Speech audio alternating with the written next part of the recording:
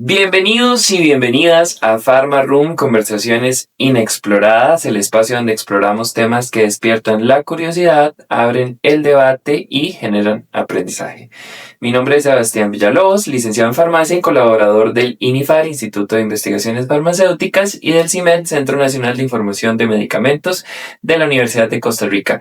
El día de hoy les traemos un episodio que combina biología, genética y salud.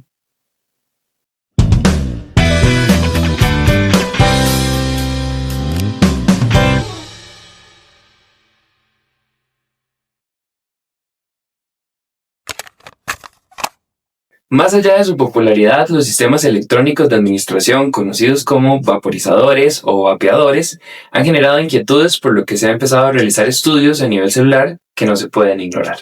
En este episodio analizaremos cómo el vapeo puede inducir daño genético y alterar la estructura de los tejidos. Para hablar de esto contamos con un invitado de lujo, el máster Fabio Andrés Chávez Campos, investigador del Instituto de Investigaciones en Salud, INISA, y de la Universidad de Costa Rica, coordinador del Laboratorio de Citogenética. Muy buenos días a todas y a todos los que nos sintonizan y nos escuchan. Muy buenos días, Fabio, y qué gusto tenerlo acá y hablar de un tema tan interesante que puede parecer como que ya se ha hablado mucho, que lo vemos en las noticias, en los medios, se volvió muy popular en los últimos años. Recuerdo que hace 10 años que empezó a salir el vapeador y a conocerse, se presentaba como una alternativa al cigarro, al tabaco como tal, como una alternativa a algo más saludable, así se pintaba, pero no habían tantos estudios, no había tanta indagación al respecto.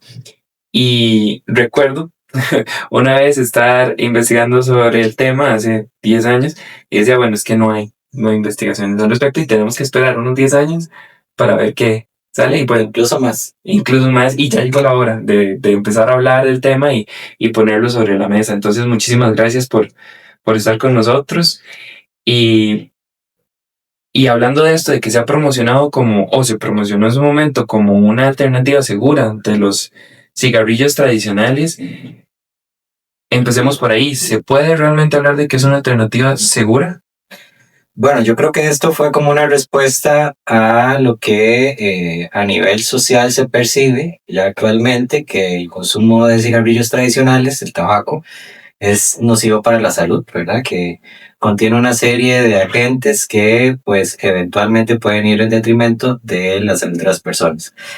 Y al encontrarse una opción diferente en la cual, en algunos casos, se le podría agregar el componente principal que generaba adicción en los cigarrillos convencionales, que era la nicotina, pues los cigarrillos electrónicos ganaron mucha popularidad. Más sin embargo, bueno, todo nuevo producto de consumo humano tiene que pasar por una serie de pruebas para saber si realmente es seguro para su consumo.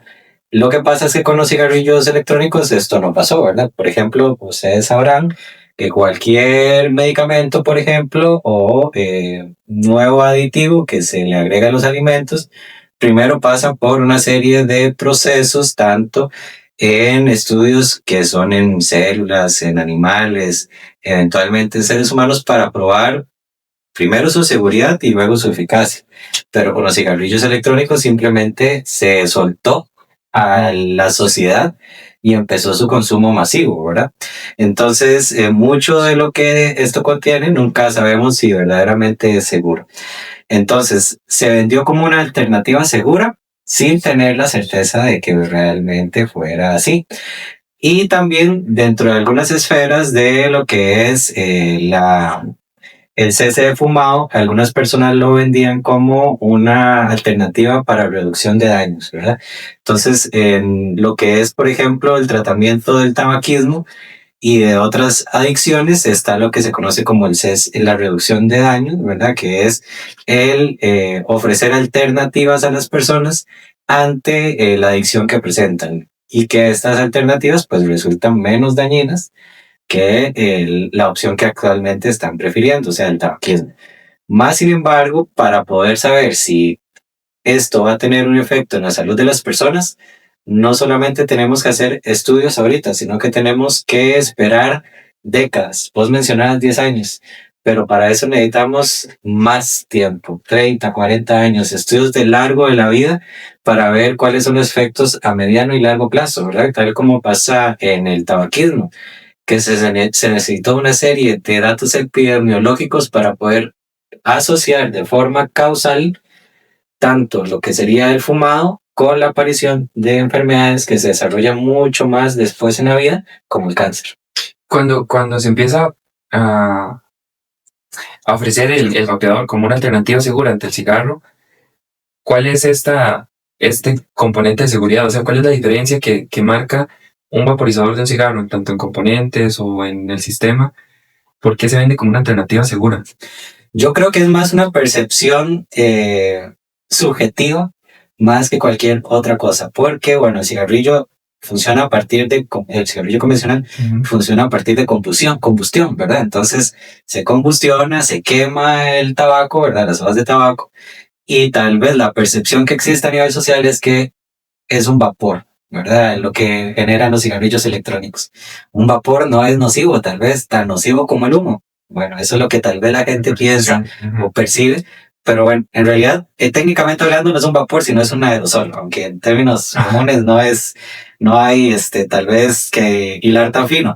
Pero yo creo que eso es lo que hace que las personas digan, mira, de vaporizar es menos, porque el vapor, o sea, lo veo todos los días.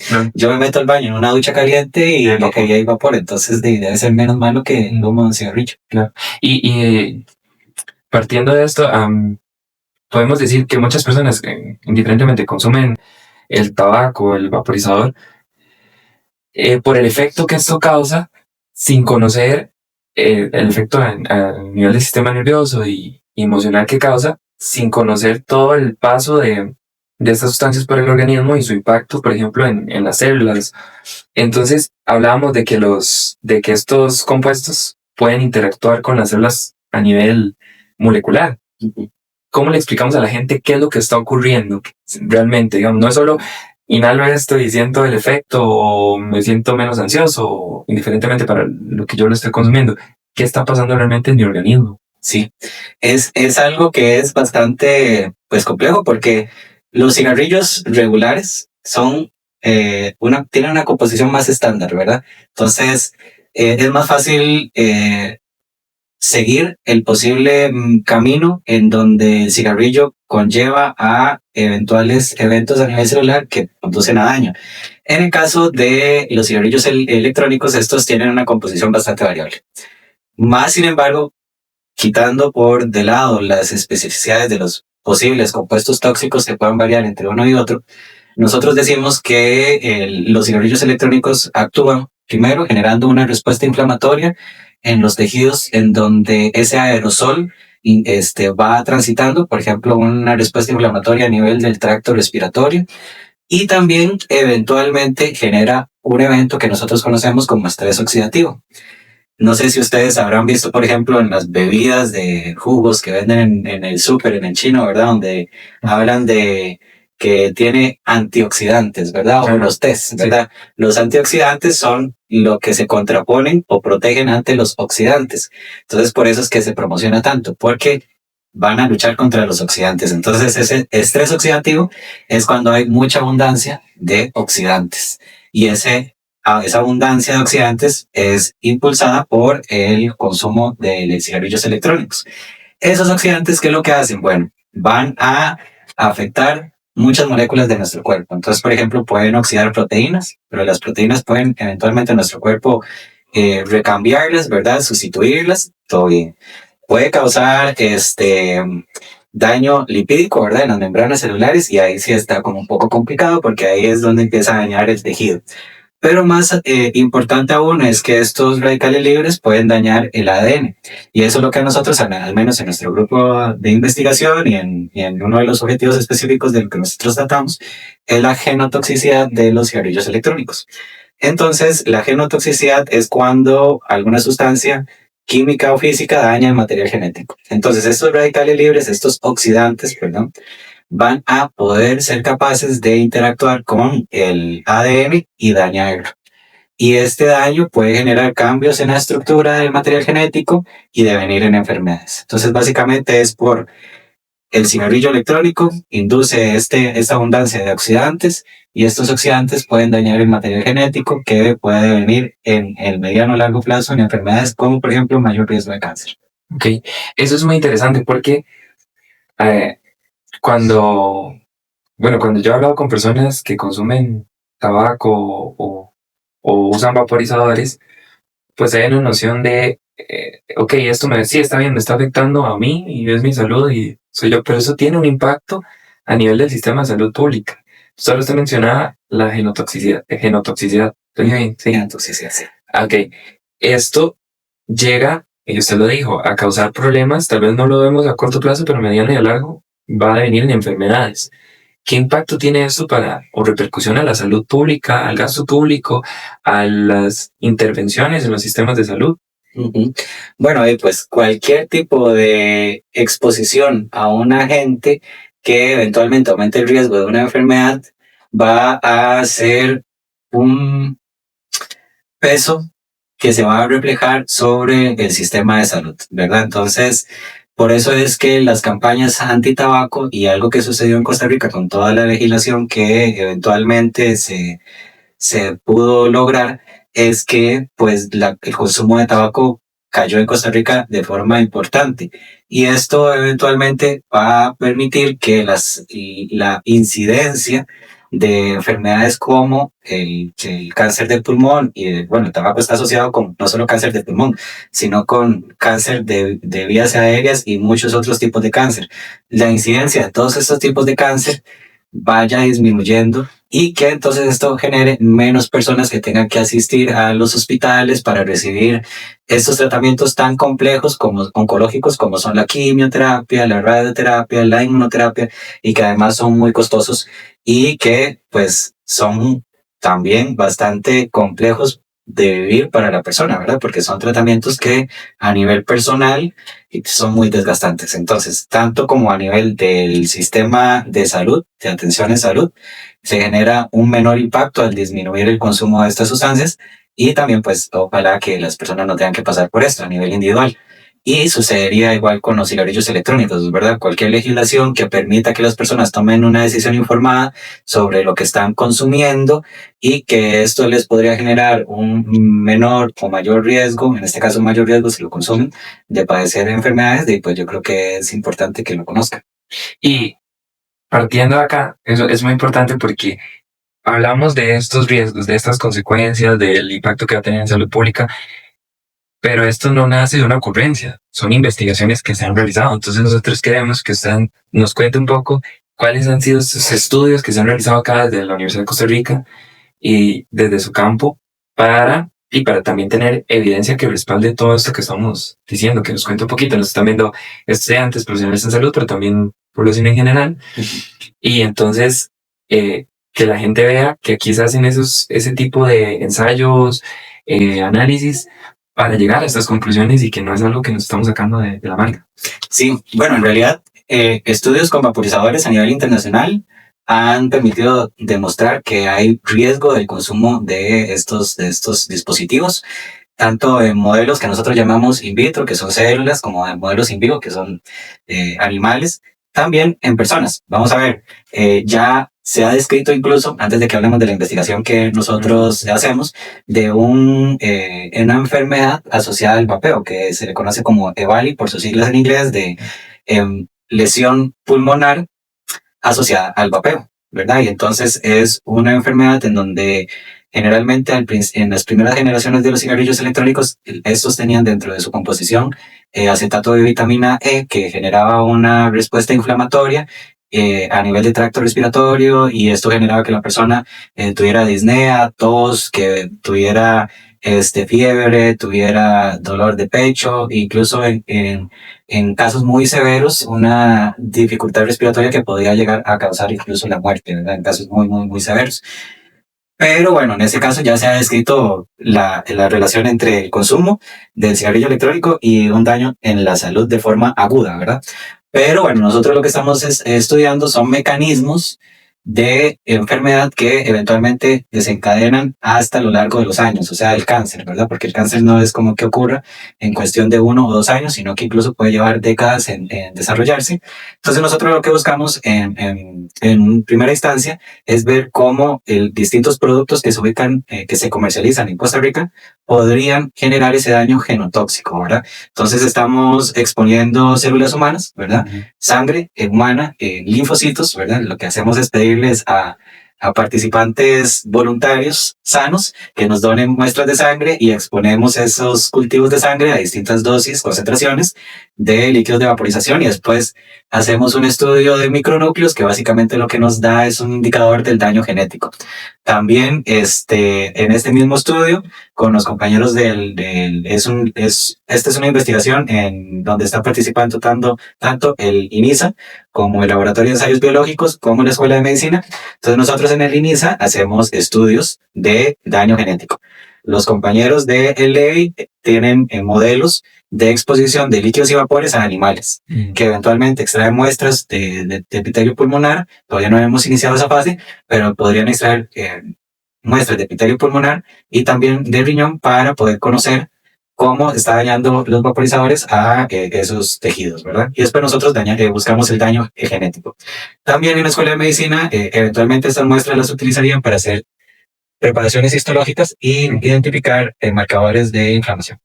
Ok, interesante. Y que hay algo que se ha hablado mucho de recientemente por por la prohibición de los vaporizadores y todo esto. Entonces, se habla de pruebas o comparaciones entre vaporizadores que tienen nicotina y los que no tienen nicotina. Que entonces, si no tienen nicotina, entonces no es tan peligroso, no es tan dañino.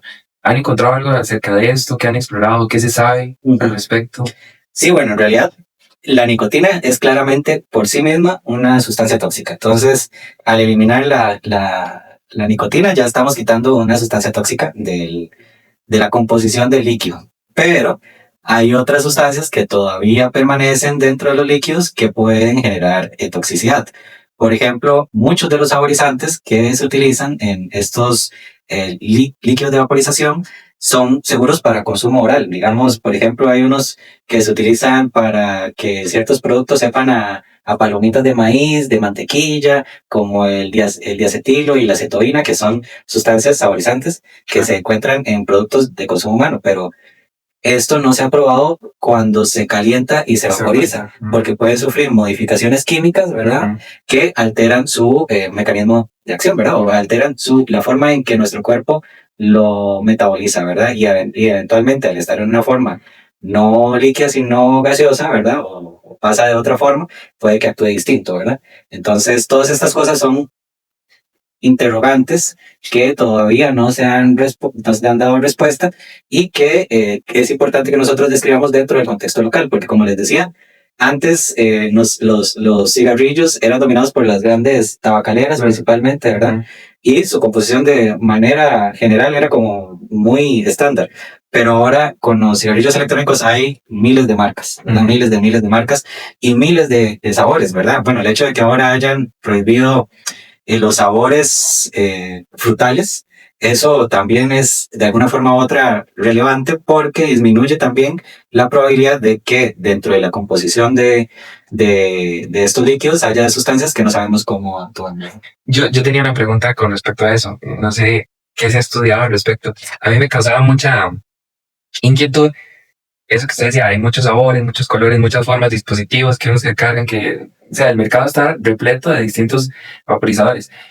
Y eso hizo en algún momento que a mí me generó un impacto, digo yo como millennial, ver a una generación de estudiantes, adolescentes, desde los 12 años con un vaporizador, como si fuera un juguete. En lo que nosotros antes en el colegio teníamos otras cosas, yo digo, en la escuela veíamos chiquitos jugando con un tamagotchi, ahora los vemos con un vaporizador y se normalizó. Llegó un punto donde era muy normal ver a estos estudiantes adolescentes con un vaporizador.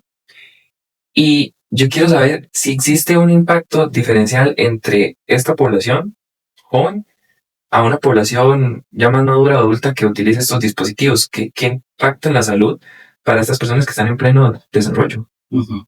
Yo creo que, bueno, primero partir de que muchos de estos productos al estar comercializados de una forma determinada, con sabores frutales, sabores dulces, hace mucho más sencillo que estos puedan penetrar en la población joven, ¿verdad? Que puedan ser consumidos por personas adolescentes y personas jóvenes. ¿Por qué? Porque, bueno, eh, em, digamos que tal vez es mucho más fácil llegar al hábito de cigarrillos electrónicos si estos tienen un sabor atractivo, ¿verdad? Entonces, los cigarrillos convencionales tal vez no son tan atractivos porque tienen un sabor a tabaco y no todos, ¿verdad? Nos gusta el tabaco, pero si cambiamos el cigarrillo electrónico y le damos un sabor a confite, ya es como probar un dulce, básicamente, ¿verdad? Entonces es mucho más fácil que estos puedan ser utilizados por la población joven. Y además, ahora por las redes sociales, ¿verdad? Que tienen mucho menos, principalmente TikTok, que tiene mucho menos regulación en términos a lo que las personas jóvenes están expuestas, pueden, y se ha descrito que hay muchas personas, influencers, ¿verdad? Que promocionan estos dispositivos y entonces es mucho más fácil comercializar a las personas de este grupo etario, ¿verdad? Entonces, eso por un lado. Ahora, cualquier sustancia que tenga potencial de afectar la salud en población joven, recordemos que estos tienen más vida por delante que el resto de nosotros, entonces van a tener más riesgos de padecer enfermedades a largo plazo. Y además, por ejemplo, pues estas sustancias que también algunas tienen, por ejemplo, la nicotina, tienen efecto a nivel del sistema nervioso en las personas jóvenes que están con un sistema nervioso en desarrollo, pueden después verse susceptibles a desarrollos de trastornos de conductas adictivas, entre otras. También, por ejemplo, en el mercado negro se ha descrito que hay vaporizadores con otras sustancias, ¿verdad? Entonces, por ejemplo, hay vaporizadores que contienen THC, ¿verdad?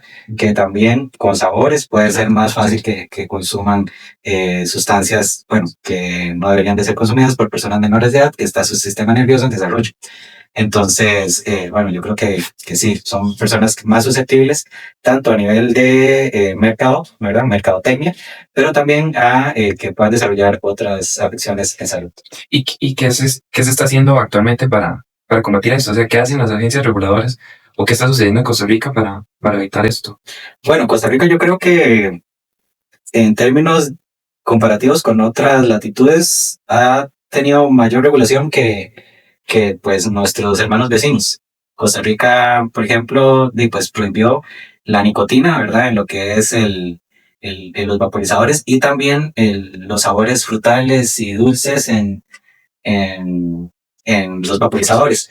La cuestión está que a ver hasta qué punto se ha logrado eliminar del mercado por completo estas sustancias, porque sabemos que los órganos reguladores, pues hasta cierto punto están limitados en términos de personal, en términos de poder fiscalizar correctamente cómo está sucediendo, qué está sucediendo en el campo. Pero bueno, a nivel de legislación, al menos eso ha entrado en vigor. Y lo que sí creo importante es que se pueda generar mayor conciencia en términos de educación y salud a la población sobre el consumo de estas sustancias. Entonces yo creo que todavía hace falta, ¿verdad? Porque pues todavía queda una gran parte de la población que consume vaporizadores que tal vez no tengan sabores dulces, pero sí tienen otros compuestos que, bueno, pues, pueden afectar esos ahí. Y ahora hablando de esto, y bueno, yo mencionaba al inicio 10 años, y usted me dice, faltan 20, 30. ¿Qué falta? ¿Qué todavía no se ha explorado y qué vacíos existen de conocimiento con respecto a los vaporizadores actualmente? Uh-huh. Bueno, principalmente eso, ¿verdad? Los estudios epidemiológicos, que son como los que son dentro de lo que es la salud pública, ¿verdad? Bueno, los expertos que tal vez nos escuchan de salud pública y si meto las patas, me disculpo, pero son los estudios epidemiológicos los más importantes que hay, ¿verdad?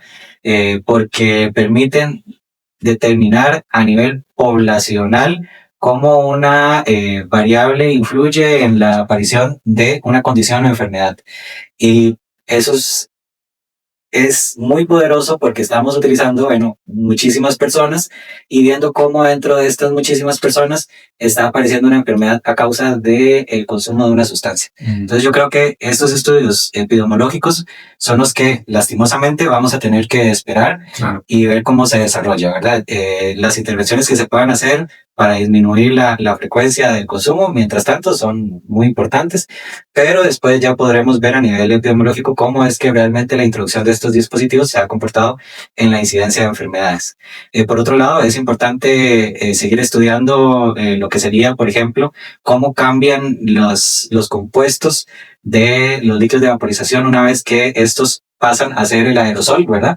Y cómo, por ejemplo, cómo algunas sustancias que pasan al aerosol, que provienen de la resistencia, por ejemplo, que genera el calor y la vaporización de los líquidos, se pasa también a ese aerosol y eventualmente puede también introducir daños sobre los tejidos humanos. Por ejemplo, cuando se calienta, se ha visto que ciertas resistencias emiten o liberan partículas de plomo y de cromo, ¿verdad? O dependiendo de la composición de las resistencias. También importante describir a nivel mecanístico, ¿verdad? Cómo es que en distintos tipos de tejido los aerosoles pueden dañar nuestro cuerpo, ¿verdad? Entonces yo creo que hay muchísimo todavía que estudiar. Y también creo que esto añade una capa de complejidad mayor aún, que la composición de los aerosoles, como les mencionaba, es tan variable que tenemos que tener una descripción, una caracterización mucho más amplia de estos productos y cómo interactúan con nuestro cuerpo. Sí, eso es muy importante, ¿verdad? Vemos la diversidad de colores, formas y líquidos, pero eso que usted dice, que yo no lo había dimensionado. O sea, todos estos líquidos tienen composiciones diferentes que desconocemos. Entonces, no es el mismo, digamos, el líquido que compramos, bueno, no, digo yo, no. No, el líquido que se podría asumir, por ejemplo, compro este líquido para rellenar el dispositivo y voy a otra tienda o me venden en el mercado negro otra cosa, otro líquido, asumiendo que porque tiene un sabor diferente, lo que cambia es el sabor, pero no, la composición podría llegar a ser otra y podría ser hasta más perjudicial. Sí, porque bueno, no está, muchos, en el mercado negro peor, pero muchos incluso no declaran la composición de sus líquidos, ¿verdad? Solo ponen como propilenglicol, glicerina y saborizantes. Claro. Y sepa usted qué son esos saborizantes, ¿verdad? Pueden ser cualquier cosa. Entonces, ahí esos saborizantes nos deja la gran interrogante de qué es lo que tienen ahí. Y otros aditivos que hacen como también aromáticos que pues no sabemos verdaderamente qué es lo que tienen.